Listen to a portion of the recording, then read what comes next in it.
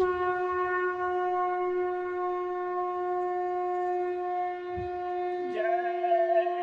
गुरुदेव। जय गुरुदेव। जय गुरुदेव। जय गुरुदेव। अवतार हमारे सतगुरु का भारत का भार मिटाने को।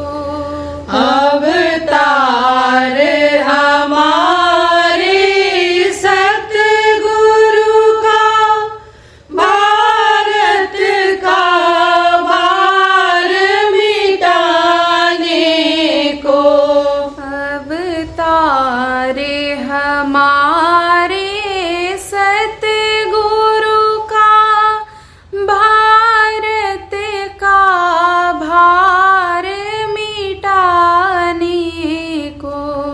अवतार हमारे सतगुरु का भारत का भार मिटाने को। श्री राम के साथ में लक्ष्मण थे, श्री कृष्ण के साथ में बलदाऊ। श्री राम के साथ में लक्ष्मण थे, श्री कृष्ण के साथ में बलदाऊ। गुरुदेव के साथ में सतनाम भारत का भार मिटाने को। गुरुदेव के साथ में सतनाम भारत का भार मिटाने को। अवतार हमारे सतगुरु का भारत का भार मिटाने को। अवतार हमारे सतगुरु का भारत का भार मिटाने को। श्री राम के सिर पर मुकुट धरा, श्री कृष्ण के सिर पर मोर मुकुट। श्री राम के सिर पर मुकुट धरा, श्री कृष्ण के सिर पर मोर मुकुट। गुरुदेव के सिर पर श्वेत वस्त्र भारत का भार मिटाने को। गुरुदेव के सिर पर श्वेत वस्त्र भारत का भार मिटाने को। अवतार हमारे सतगुरु का भारत का भार मिटाने को। अवतार हमारे सतगुरु का भारत का भार मिटाने को। श्री राम के हाथ में धनुष बाण, श्री कृष्ण के चक्र सुदर्शन था। श्री राम के हाथ में धनुष बाण, श्री कृष्ण के चक्र सुदर्शन था। गुरुदेव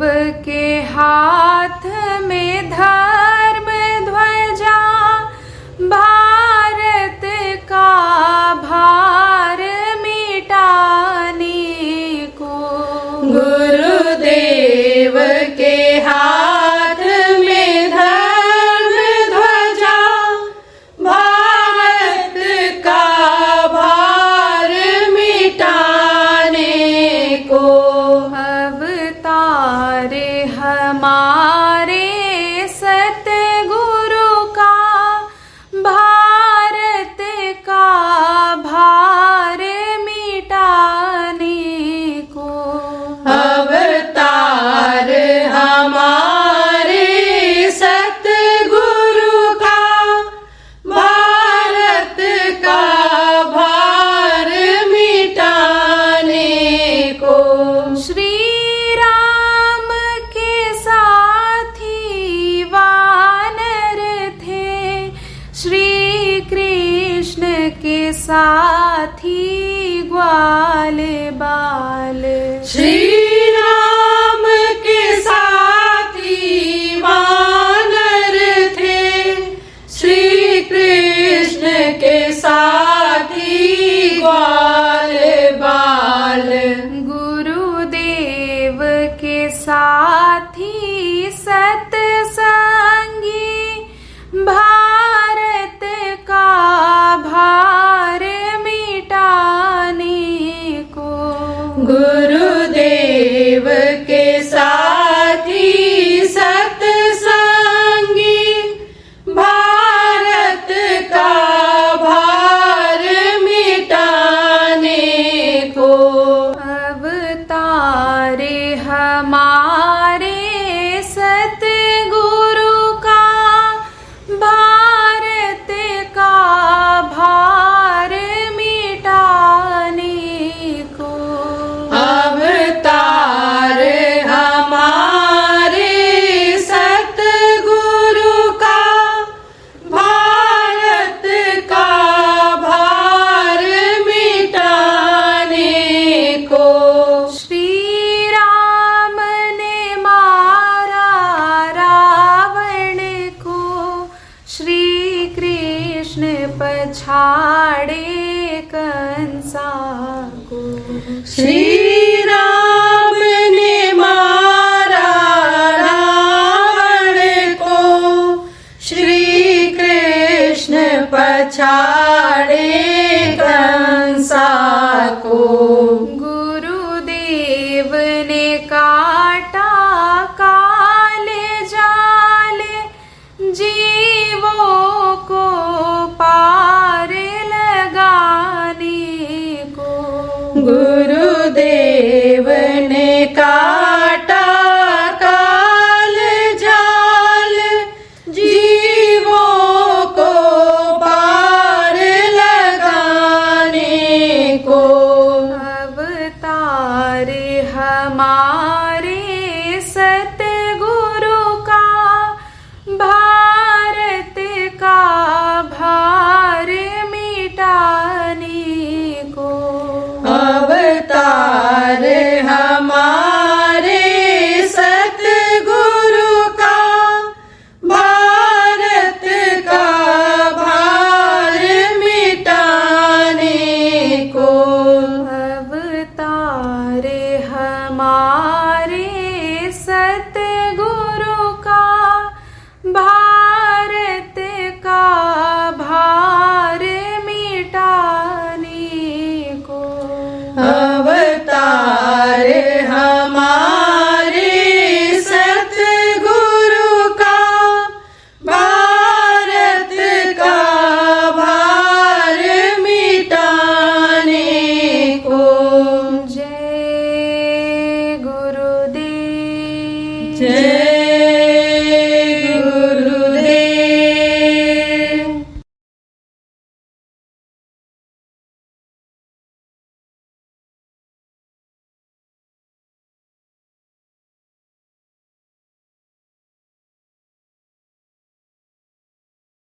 गुरु महाराज पैदल खूब चलते थे, पैदल चलते थे गुरु महाराज।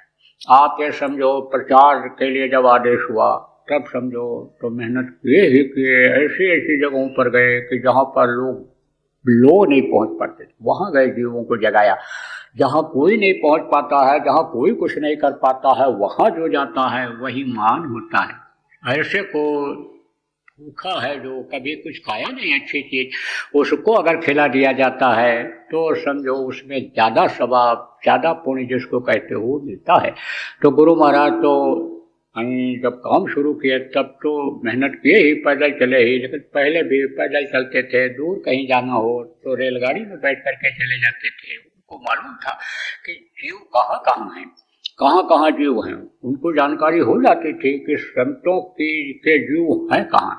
जो पुराने संत आए और रास्ता बताए, रास्ते पर बेचारे नहीं चल पाए, भटक गए, तो वो अब भी यहाँ पर मौजूद हैं। दूसरा जन्म उनको लेना पड़ा। आप समझो वो कहाँ कहाँ उनको मालूम हो जाता। तो संत जीवों को पकड़ने के लिए मेहनत शुरू कर देते हैं। तो गुरु महाराज जा रहे थे रेल में बैठकर, रेलगाड़ी में, तो दो आदमी ऐसे सामने बैठे थे, मियाँ और बीबी। तो उन्होंने अपने आप गुरु महाराज को देख करके कहा, देखा नीचे से ऊपर तक, कहा हम भगवान को नहीं मानते हैं, हम भगवान को नहीं मानते हैं। तो कहा अच्छा। गुरु महाराज ने कहा अच्छा। कहा हाँ हम भगवान को नहीं मानते हैं। तब आप, गुरु महाराज ने कहा तब आप किसको मानते हो? बोले कर्म को मानते हैं। जो कर्म हम करते हैं उसका हमको फल मिलता है, और हम कर्म को ही मानते हैं, अपने काम जो करते हैं उसी को मानते हैं, भगवान को नहीं मानते हैं। तो गुरु महाराज ने तो कहा हम तो भगवान को मानते हैं, भगवान को जानते हैं। तो बैठे रहे तो थोड़ी देर चुप रहे, वो देखते रहे गुरु महाराज। वो सोच ही रहे थे क्या कहें अब। तब तक गुरु महाराज ने उन्हीं से पूछा, कहा ये आपकी देवी? देवी मतलब पत्नी, पत्नी ये आपकी देवी? कहा। तो कहा इनके पेट में आप क्या बना रहे हैं? इनके पेट में क्या बन रहा है, आप क्या बना रहे हैं, लड़का के लड़की? और वो गुरु महाराज का ऐसे मुंह देखते रह गए, मुंह देखते रह गए ऐसे। इनको क्या पता, अभी तो पेट भारी भी नहीं हुआ है, कुछ ही दिन हुआ है मासिक धर्म रुके हुए, इनको कैसे पता है कि इनके पेट में बच्चा है? कैसे पता चला? देखते रह गए। बोले बताइए।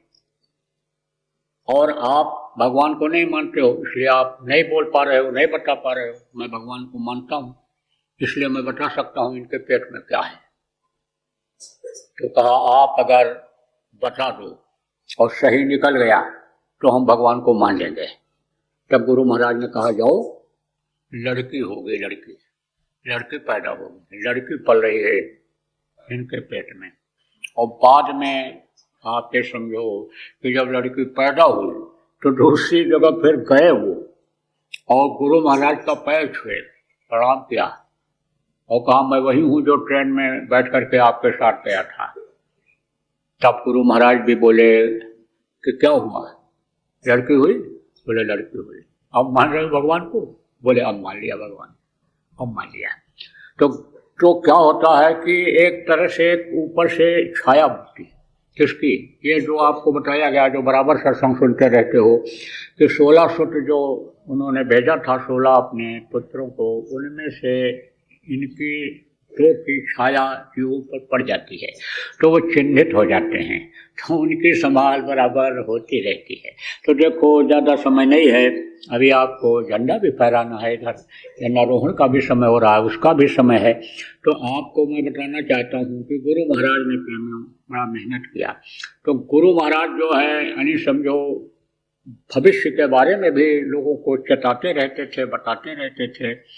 लोगों के अंदर में गुरु महाराज के प्रति प्रेम था।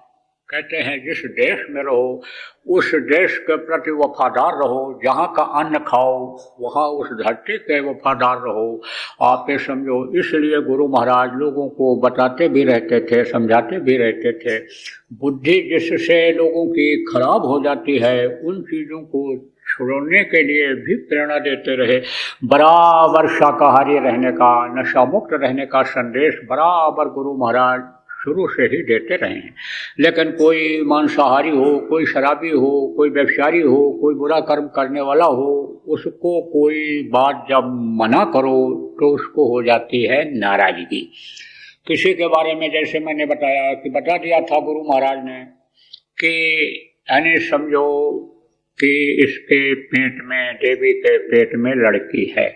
ऐसे ही जब किसी के बारे में बता देते हैं तब समझो कि उसको चिढ़ पैदा हो जाती है।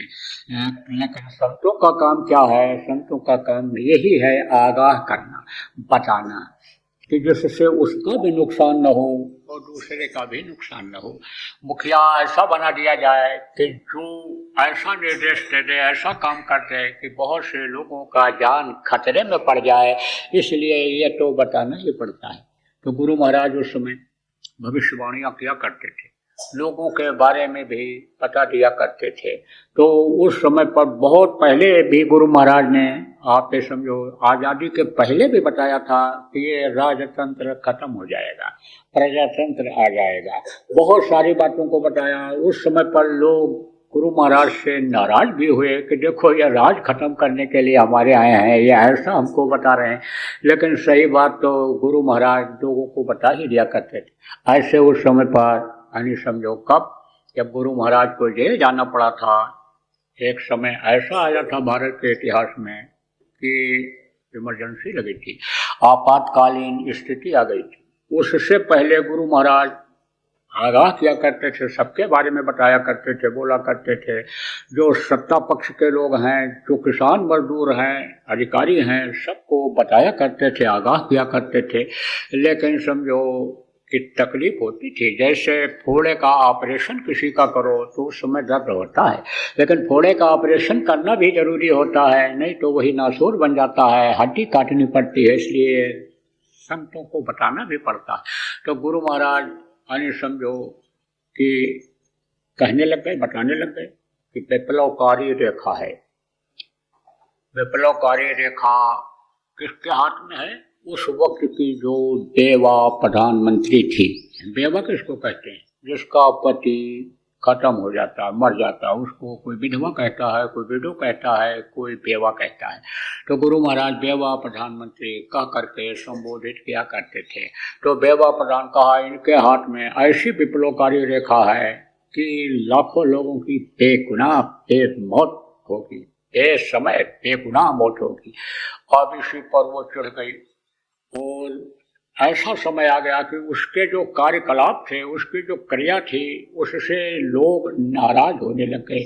क्योंकि ये भारत का इतिहास बता रहा है कि जब जब अत्याचार अन्याय बढ़ा है, लोग बैठे नहीं रह सके हैं, आवाज को उठाएं। अंग्रेजों का अत्याचार अन्याय जब बढ़ा तो देखो अधिकारों को जब अंग्रेजों ने छीना, लोगों के निरंकुश हो गए, अपनी मनमानी जब लोग करने लग गए, अंग्रेज करने लग गए, तो भगत सिंह, चंद्रशेखर, अशफाकुल्ला खां, सुभाष जैसे वीर बैठे नहीं रह सके। शांति का संदेश लेकर के, शांति का पाठ पढ़ाने के लिए महात्मा गांधी जैसे निकले।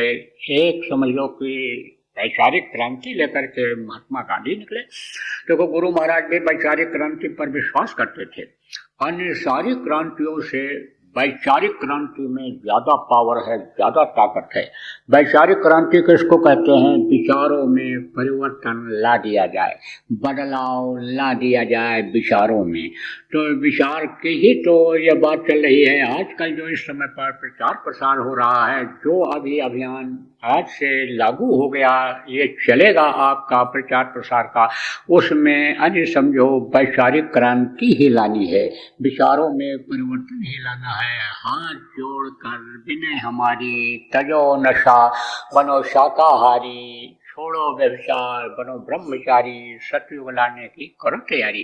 तो इस तरह का अन्य समझो कि संदेश लोगों को दिया जाएगा, बदलाव लाया जाएगा। क्योंकि आने वाला सतयुग जो है ये ऐसे लोगों को कबूल नहीं करेगा कि जो मांसाहारी होंगे, शराबी होंगे, जुआरी होंगे, व्यभिचारी होंगे, कतली होंगे, आप समझो कि हिंसक प्रवृत्ति के होंगे, यानी असत्य का पालन करने वाले होंगे, हिंसा हत्या वाले होंगे, जो सताने वाले, लूटपाट करने वाले, ठगने वाले होंगे, ऐसे लोग रहेंगे नहीं।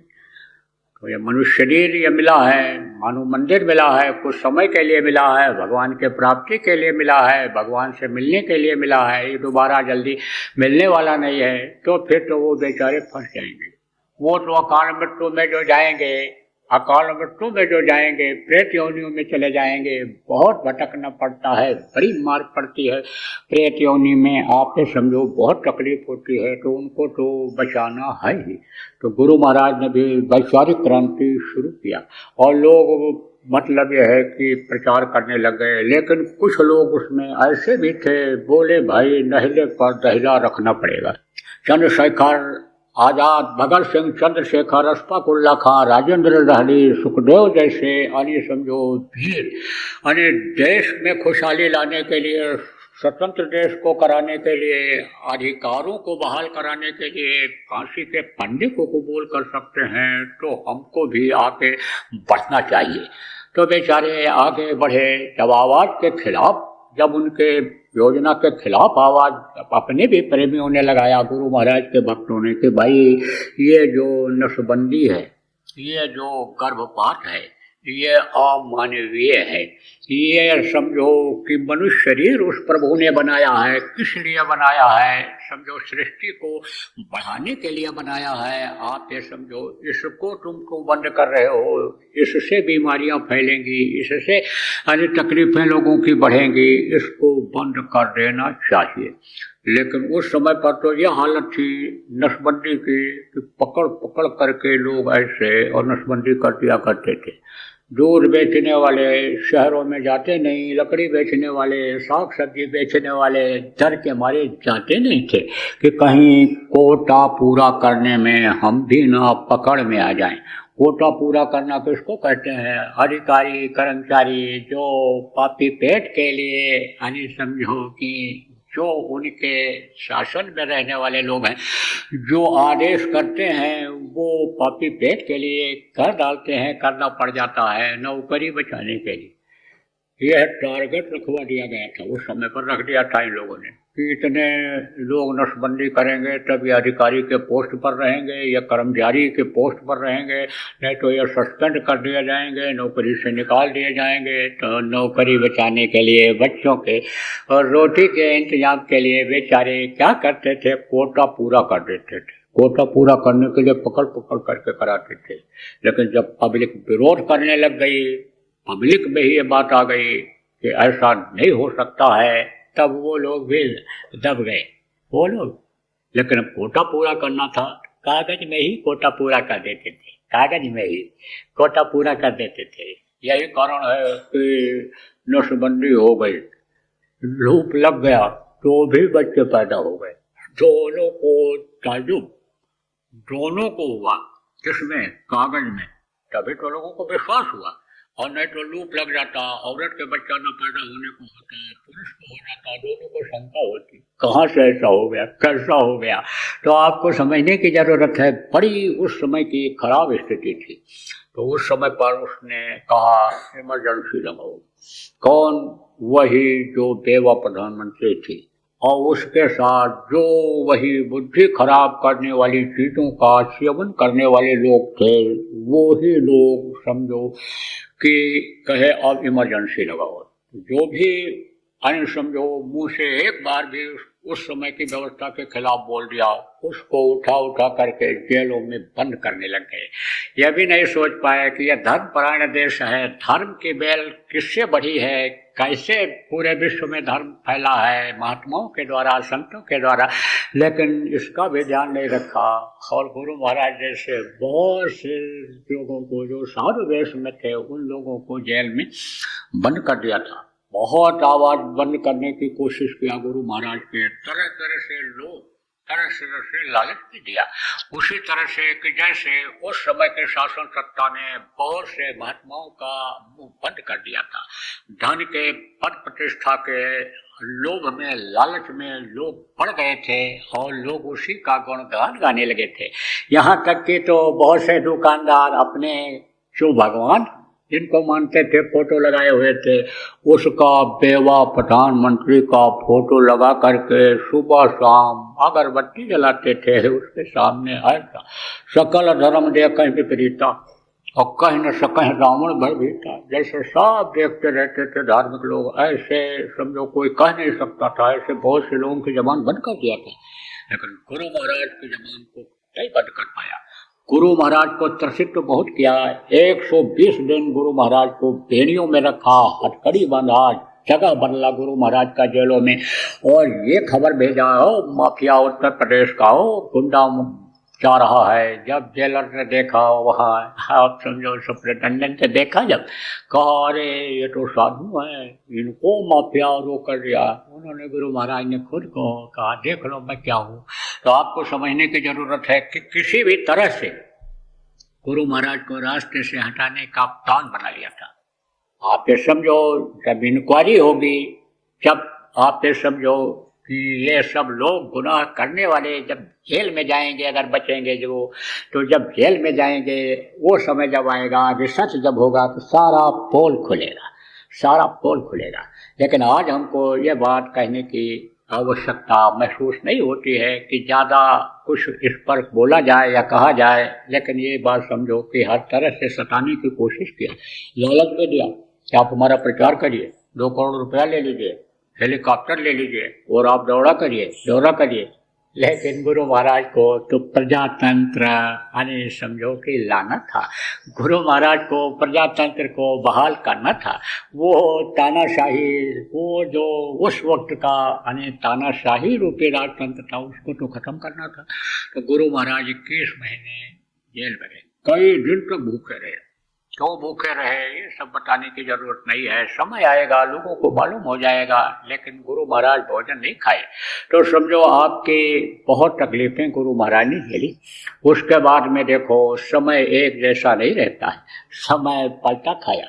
गुरु महाराज के साथ में बहुत से लोग वहाँ पे भी थे, समझो आपके गुरु महाराज से बातचीत किया करते थे। कुछ लोग यही कहा करते थे कि यानी समझो कि अब तो हम लोगों की जिंदगी जेल में ही बीतेगी।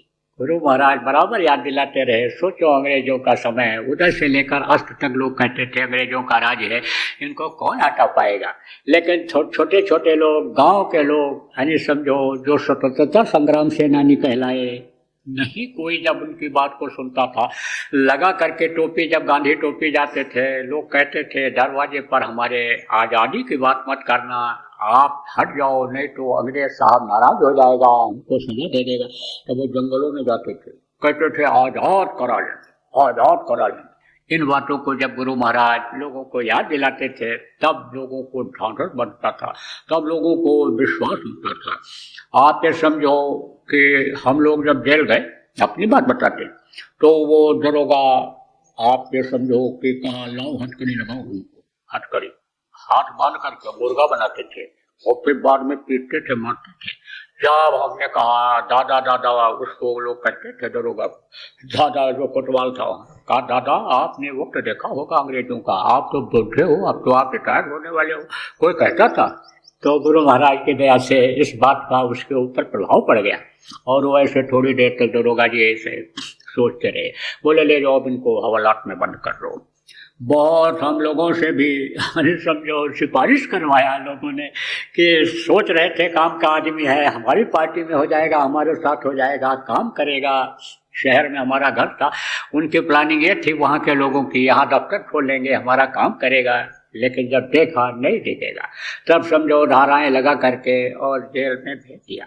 वहाँ भी हम लोग जब जेल में भी गए, वहाँ भी जरूरत थी, वहाँ भी तानाशाही चल रही थी। लेकिन पढ़े लिखे हम ही 2-3 लोग थे। जब हम अधिकारों को अपने बताने लग गए तो वो लोग भी ढीले पड़ गए। और भंडारा अपने लोगों का लगभग 250 लोग थे, भंडारा अलग कर दिया। उन्होंने कहा आप लोग पकाओ खाओ, और समझो अपने हिसाब से हम लोग पकाते खाते थे और लोगों को भी खिलाते थे। कैसे खिलाते थे ये भी बता दें, प्रसाद के रूप में। कैसे कि जैसे आप ये समझो कि आटा थोड़ा बचा लेते, थोड़ा थोड़ा, और तेल मिलता था। किस लिए मिलता था? चना भूनने के लिए। तो चना भिगो करके भूनने के लिए तेल मिलता था, और कभी कभी गुड़ मिलता था दलिया में डाल करके, मीठी दलिया खाने के लिए। तो गुड़ को बचा लेते, नमक की दलिया खा लेते, चना भिगो करके वैसे उबाल के खा लेते, तो तेल बचा लेते थे। तो तेल में भून देते थे आटा, तो आटा बच भी जाता था। और आटा को भूनते थे, 2-3-4 कुंटल आटा भून दिया, अब भून करके आप समझो वही गुड़ उसमें डाल दिया, तो उसको पंजीरी कहते हैं उसको। तो पंजीरी बन जाती थी। तो अखंड नाम धुनी करते थे, अखंड नाम ध्वनि जय गुरुदेव नाम 12 घंटा 24 घंटा लगातार नाम ध्वनि वहाँ बोली जाती थी। और उसके बाद वो बढ़ता था 15 दिन में, आप समझो महीने में एक बार आदि वो बंटवाया जाता था। तो लोग कहें बाबा सिंधी कब बटेगी, सिंधी कहते थे, कोई प्रसाद कहता था कब बटेगा। और नियम बना हुआ था, सुबह जब उठते थे, बैरी खुलती थी, उठते थे तो लाइन से खड़े होकर के प्रार्थना बोलते थे। उसके बाद में फिर समझो अपना दैनिक क्रिया किया और जो भी जलपान जो भी था उसको करके दोपहर में भोजन, थोड़ा विश्राम। उसके बाद में आप ये समझो कि भजन ध्यान अपना जो जैसे जितना जो कर सकता था करता था। आप ये समझो कुछ उपदेश भी उसमें होता था, जो हमसे भी पुराने लोग थे वो कुछ सुनाते रहते थे। ऐसा समय बीतता था भजन भाव भक्ति में कि लोगों को मालूम भी नहीं पड़ता था कि हम जेल में बन रहे हैं। कुछ लड़के उसमें ऐसे थे कि जो नामदानी नहीं थे, ऐसे ही चले गए थे, तो वो तो भजन भाव भक्ति जानते नहीं थे, तो वो कुछ न कुछ उत्पात करते रहते थे। तो दाता एक वो थे बुढ़े, बोले हे भाई देखो ज़्यादा उत्पाद न करो, दिया यार लगा है, नहीं तो बंद हो जाओगे जेल में। तब दूसरे ने याद दिलाया, बाबा वो कहा जेल में नहीं हो, और अच्छा जेल में बंद है। यही नहीं भान होता था, यही नहीं ज्ञान रहता था कि जेल में बंद है। ऐसा समय बीतता था गुरु की दया से कि आपको क्या बताया जाए। तो कहने का मतलब यह है कि प्रेमियों कि गुरु महाराज आने को बड़ी तकलीफ लोगों ने दिया, लेकिन समय आया। हर काम का समय होता है, परिवर्तन होता है, बदलाव आता है। जब मालूम हो गया शासन को कि जनता अब जो है नहीं मानेगी, तब समझो कि इमरजेंसी हटाने की घोषणा हुई थी। तो वो जो नेता लोग बैठे रहते थे वो समझो कि पूछते थे, गुरु महाराज पूछते थे कि महाराज तो कब हटेगी इमरजेंसी। एक दिन गुरु महाराज ने तारीख वगैरह सब बता दिया और कहा इस तारीख से इस तारीख तक अगर नहीं हट गई इमरजेंसी, आपातकालीन स्थिति नहीं खत्म हुआ, तो ये जितने सत्ता वाले हैं ये जेल में होंगे और हम सब आप लोग बाहर होंगे। ये समय दे दिया था गुरु महाराज ने। उससे पहले यानी 26 जून से पहले घोषणा हो गई और समझो कि यानी चुनाव होगा। तो गुरु महाराज 23 मार्च को निकले थे, 23 मार्च को जेल से निकले थे। तब से प्रेमी लोग मुक्ति दिवस बराबर मनाते चले आ रहे हैं, खुशी मनाते चले आ रहे हैं।